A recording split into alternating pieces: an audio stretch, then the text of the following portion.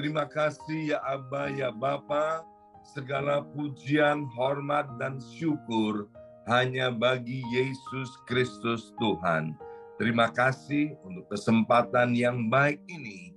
Kami boleh datang di dalam hadirat-Mu untuk menyembah-Mu, memuji-Mu, meninggikan nama-Mu. Raja di atas segala raja, Yesus Kristus namanya. Mari kita berdoa bersama-sama. Ulangi seperti apa yang saya ucapkan. Bapa kami yang ada di dalam surga, dikuduskanlah nama-Mu. Dikuduskanlah nama-Mu. Datanglah kerajaan-Mu. Datanglah kerajaan. Jadilah kehendak-Mu. Di bumi ini seperti di dalam surga. Bapa yang baik, berikanlah kami pada hari ini rezeki yang menjadi bagian kami secukupnya. Cukup untuk memberikan pinjaman kepada banyak bangsa, sedangkan kami sendiri tidak punya pinjaman. Cukup untuk menjadi saksi Tuhan, mulai dari Yerusalem, Yudea, Samaria, sampai ke ujung-ujung bumi. Cukup untuk menjadikan semua bangsa murid Kristus dan membaptis mereka dalam nama Yesus. Terima kasih Bapa untuk rezeki yang secukupnya, dan ampunilah dosa-dosa kami, ampunilah kesalahan kami, seperti kami pun mengampuni orang-orang yang bersalah kepada kami. Dan janganlah masukkan kami ini ke dalam pencobaan, tetapi bebaskanlah kami dari segala yang jahat, sebab Engkaulah yang empunya kerajaan, kuasa, dan kemuliaan sampai selama-lamanya. Dalam nama Tuhan Yesus kami sudah berdoa. Haleluya, haleluya. Mari Bapak Ibu sekalian, sekarang kita bersama-sama secara serempak dan serentak kita akan menggemakan Mazmur 91. Alkitab berkata, mati dan hidup dikuasai oleh lidah. Siapa suka menggemakannya akan memakan buahnya. Dengan suara yang keras dan lantang, dari tempat kita masing-masing, mari kita berkata-kata 2, 3.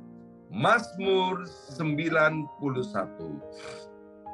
Orang yang duduk dalam lindungan yang maha tinggi dan bermalam dalam naungan yang maha kuasa akan berkata kepada Tuhan, tempat perlindunganku dan kubu pertahananku, Allahku yang kupercayai. Sungguh Tuhanlah yang akan melepaskan aku dari jerat penangkap burung dan dari penyakit sampar yang busuk. Dengan kepaknya Tuhan akan menudungi aku. Di bawah sayapnya aku akan berlindung. Kesetiaan Tuhan ialah perisai dan pagar tembok. Amin, amin, amin. Terjadi di dalam nama Tuhan Yesus. Aku tak usah takut terhadap kedahsyatan malam, terhadap panah yang terbang di waktu siang, terhadap penyakit sampar yang berjalan di dalam gelap, terhadap penyakit menular yang mengamuk di waktu petang. Walau 1.000 orang rebah di sisiku dan 10.000 di sebelah kananku, tetapi itu tidak akan menimpa aku. Aku hanya menontonnya dengan mataku sendiri dan melihat pembalasan terhadap orang-orang fasik. Sebab Tuhan ialah tempat perlindunganku yang maha tinggi, telah kubuat tempat perteduhanku. Amin, amin, amin. Terjadi di dalam nama Tuhan Yesus. Malapetaka tidak akan menimpa aku, dan tulah tidak akan mendekat kepada kemahku. Sebab malaikat-malaikat Tuhan akan diperintahkan oleh Tuhan kepadaku untuk menjaga aku di segala jalanku. Para malaikat Tuhan akan menatang aku di atas tangannya, supaya kakiku jangan terantuk kepada batu. Singa dan ular tedung akan aku langkai. Aku akan menginjak anak singa dan ular naga. Amin, amin, amin. Terjadi di dalam nama Tuhan Yesus. Sungguh hatiku melekat kepada Tuhan, maka Tuhan akan meluputkan aku, Tuhan akan membentengi aku, sebab aku mengenal nama Tuhan. Bila aku berseru kepada Tuhan, Tuhan akan menjawab. Tuhan akan menyertai aku dalam kesesakan. Tuhan akan meluputkan aku dan memuliakan aku. Dengan panjang umur akan Tuhan kenyangkan aku, dan akan Tuhan perlihatkan kepadaku keselamatan daripadanya. Amin, amin, amin. Terjadi di dalam nama Tuhan Yesus. Terima kasih Bapa. Sekarang berkati hamba firman-Mu, juga berkati setiap kami anak-anak-Mu yang akan ditaburi oleh kebenaran firman Tuhan. Biarlah Allah Roh Kudus menganugerahkan kepada kami semua pewahyuan daripada sorga. Terima kasih Bapa, dalam nama Yesus. Yang siap mendengarkan firman Tuhan, angkat jempolnya ke depan dan katakan amin 3 kali. Amin, amin, amin. Salam revival, salam kebangkitan. Semangat pagi. Ya, shalom. Bapak Ibu semuanya, anak-anak Tuhan yang luar biasa. Tanpa terasa, 1 bulan sudah berlalu di tahun 2023. Hari ini, tanggal 1 Februari tahun 2023 di New York, jam 6 pagi sedang turun salju. Ya, saya nggak tahu di rumah Bapak Ibu ya yang ada di Amerika apakah sedang turun salju atau tidak ya. Baik Bapak Ibu sekalian, senang sekali Tuhan sudah menjagai, Tuhan sudah melindungi, Tuhan sudah menyertai dan memberkati kita. Hari demi hari kita lalui dan kita masuk di bulan Februari. Saya percaya bulan ini akan jauh lebih baik daripada bulan Januari. Mengapa? Karena Tuhan kita adalah Tuhan yang menyertai kita, Tuhan yang memperhatikan hidup kita, Tuhan yang menyayangi dan mengasihi kita. Nah, hari ini kembali kita akan lanjutkan Kitab Amsal pasal yang pertama ya. Khusus Kitab Amsal kita nanti kalau satu pasal belum selesai karena banyak hikmat yang ada di dalam Kitab Amsal yang tersirat dan tersurat, dan itu sangat-sangat bagus, sangat berguna untuk kehidupan sehari-hari. Baik di dalam rumah tangga, sebagai seorang anak, sebagai seorang pelajar, maupun sebagai seorang yang bekerja, kaum profesional, sebagai seorang pengusaha. Amsal ini yang akan mengajari kita tentang kebenaran, ya. Dan waktu yang lalu saya sudah sampaikan kalau kita merenungkan apa yang ada di dalam kitab Amsal dan kemudian kita mempraktekkan dalam kehidupan sehari-hari, maka kata kitab Amsal itu kita akan dijauhkan dari malapetaka.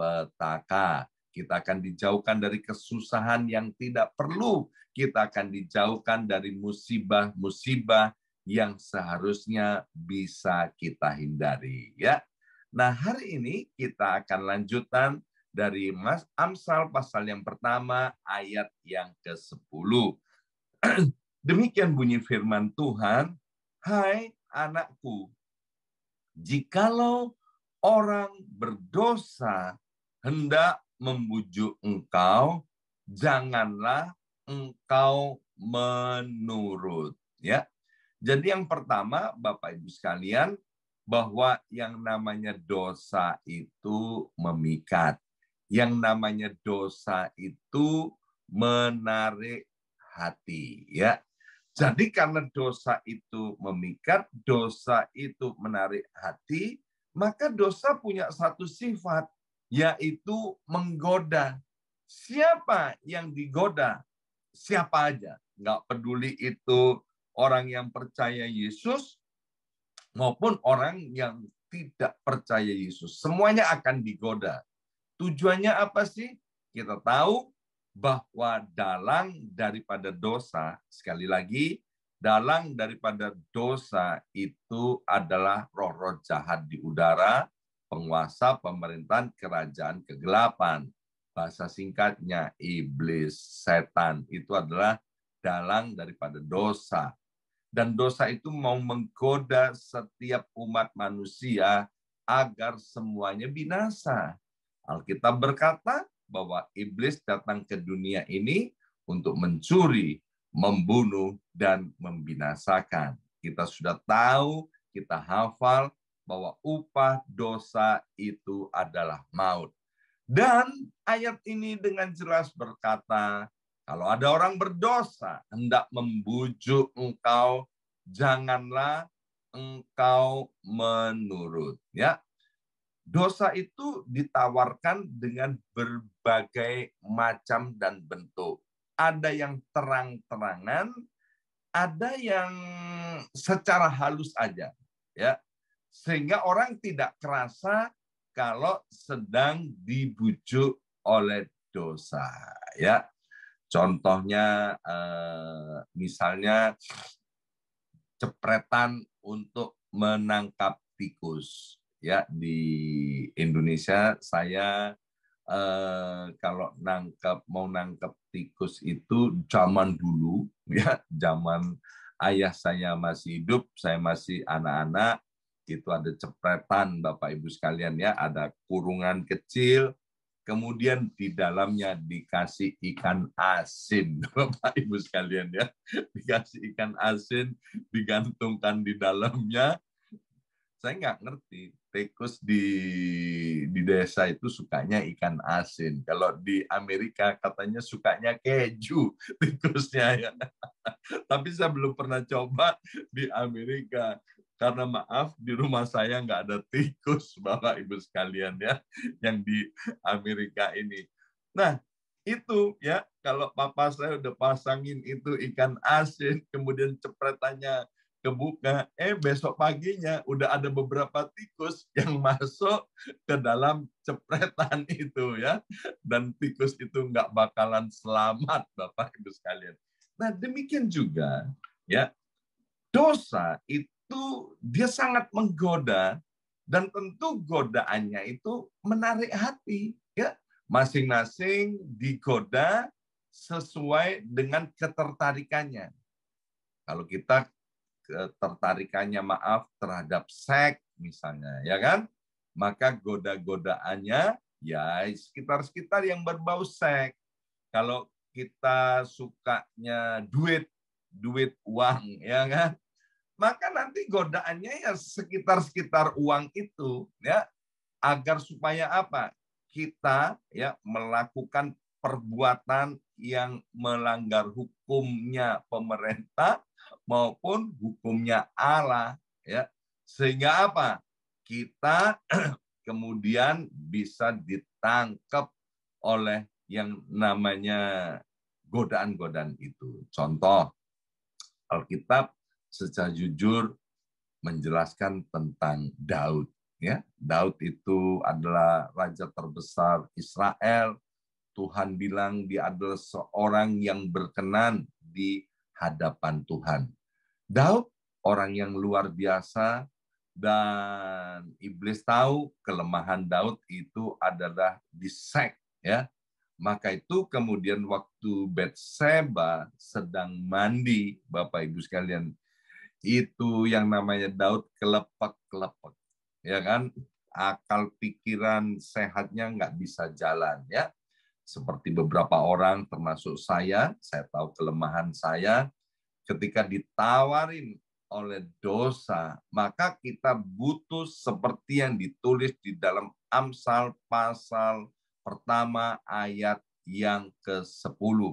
Janganlah engkau menurut. Artinya, tolak dengan tegas. Ya, Alkitab pernah bercerita tentang seorang yang bernama Yusuf. Ya, Yusuf adalah seorang pemuda yang sehat, yang tampan. Ya, dia adalah seorang pemuda yang kuat dan juga digoda tentang seks, Bapak Ibu sekalian. Tapi Yusuf itu dengan tegas, dia tidak mau menuruti godaan itu.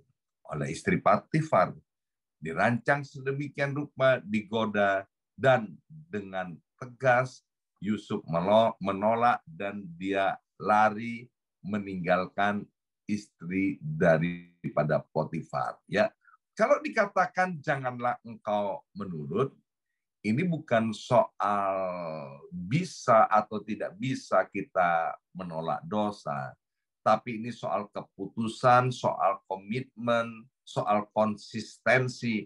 Mau nggak kita tidak kompromi dengan dosa? Ingat, dosa itu menarik, dosa itu memikat, dan dosa menawarkan yang namanya jalan singkat.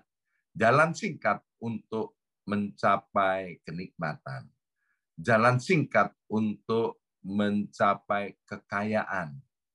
Menerima kekayaan yang tidak halal dengan cara yang singkat, korupsi, penipuan, dan lain sebagainya.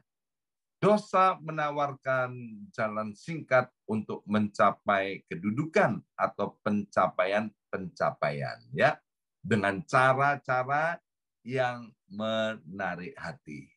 Jadi Bapak Ibu sekalian, kalau kita berpedoman kepada kebenaran, kita berpedoman kepada firman Tuhan, maka firman Tuhan itu akan menjadi bosnya kita. Maka firman Tuhan itu akan menjadi tuannya kita.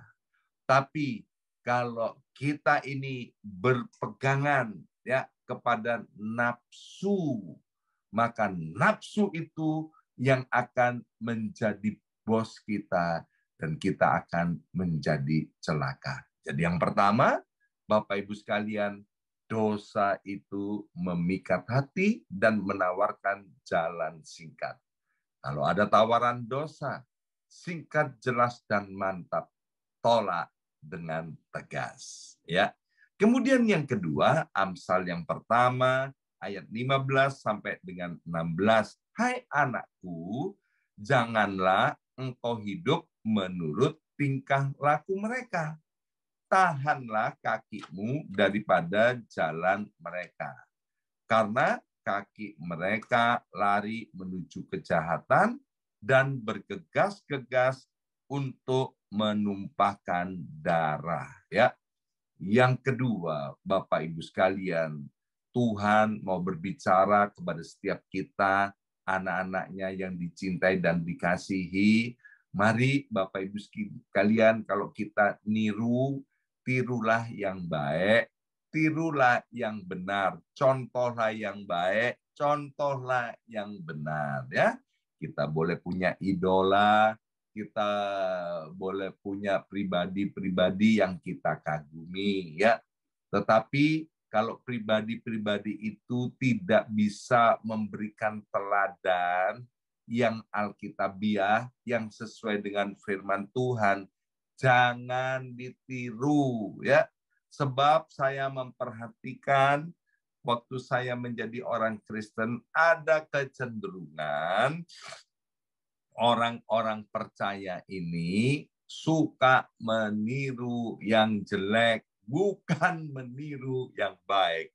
Tapi saya bersyukur melihat wajah-wajah Bapak Ibu sekalian dan daftar nama ini, ya, yang hadir pada doa hari ini, semuanya adalah anak-anak Tuhan yang luar biasa, ya. Dari nama-namanya ini kelihatan bahwa Bapak Ibu sekalian tidak suka meniru yang jelek. Nah, ini bagus, ya.